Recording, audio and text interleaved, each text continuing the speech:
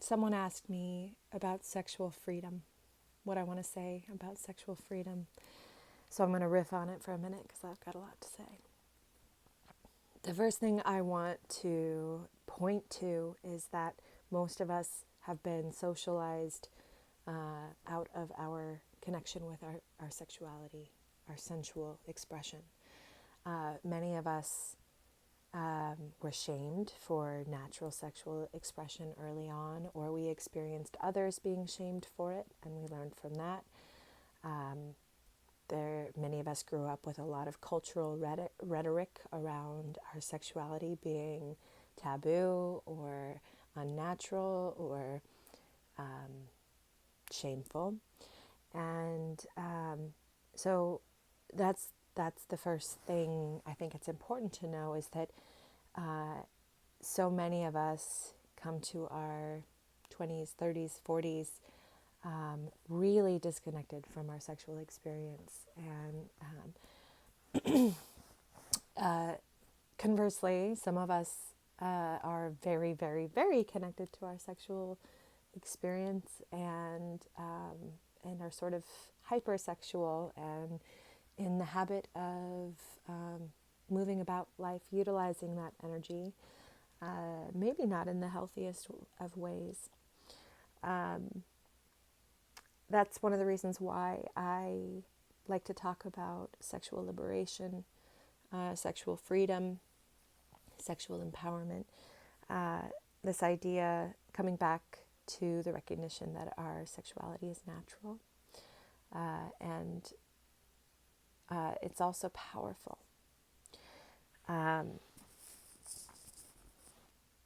Particularly as women, our sexual energy is, well, this is true for men as well. As humans, our sexual energy is tied to our personal power. It's tied to our magnetism. It's tied to our creative ability. And the suppression of sexual energy is depressing of our emotions and of our natural selves, and it's deadening. So a lot of sexual dysfunction, inability to experience much pleasure, or inability to experience an orgasm, comes from areas of our body actually being deadened due to such a great degree of repression, unconscious repression. Usually what happens is there's some external stimulus, some reason why we unconsciously chose to shut down parts of our body or disconnect our awareness. And it takes a conscious process of reconnection and bringing presence back to different parts of our body in order to experience pleasure again. It often requires processing whatever painful or negative experience created the block that we unconsciously created in the first place. That's what happens, is that something emotionally or physically or psychically traumatic happens to us, and our body responds by creating a protective energetic block, or disconnect, separation of our awareness, so we don't have to feel that pain anymore. But when we can't feel pain, we also can't feel pleasure. So for a lot of women seeking sexual freedom, this is a huge part of that process that is overlooked, this processing of our physical, unconscious trauma. But once we go through that process and our energy can move freely again and our presence is fully in our bodies, we are fully embodied energetically, we have access to so much more of our personal power. As women, we are meant to be filled with pleasure to the point of overflow, and we give to others around us from overflow, and that overflow is created by constantly receiving, constantly being open to receiving from others, receiving support, receiving pleasure, receiving love, receiving joy, receiving delight. And all of this is tied to our sexual expression. If we are closed in any way in our sexual expression, that's going to translate to being closed in other areas of our life as well. So we're not going to be in that beautiful flow of receiving, receiving, receiving, and giving back from overflow.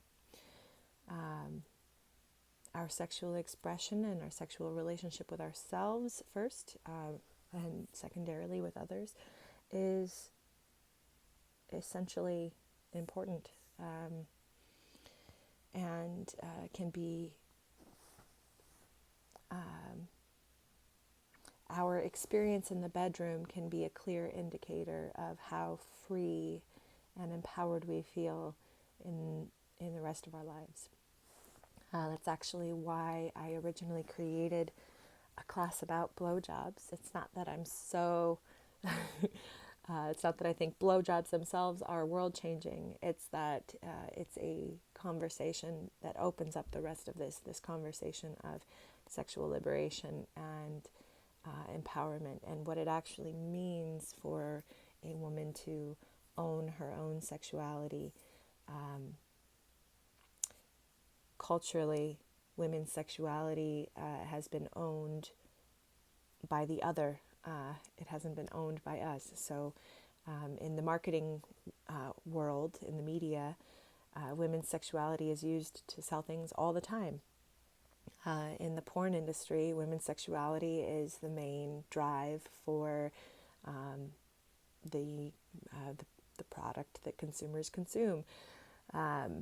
So these are both two great examples of women's sexuality not being owned by themselves. When we take ownership of it ourselves, when we claim ourselves to be sexual beings and we give ourselves the permission to operate in our sexual energy, that can't be taken from us. When we are owning it ourselves, it makes it not possible for someone else to own it. So not only do we get to express ourselves freely, but we also get to feel powerfully free from sexual tyranny. It's a big deal. I think I'll wrap it up there. And I invite, I'm easiest to find on Facebook, Natalie Vyers, V as in Victor, also known as the Blowjob Queen or the Soul Siren. And I invite any further conversation on this topic, any contact. If you happen to see this video, you want to reach out, find me on Facebook. Thanks for listening.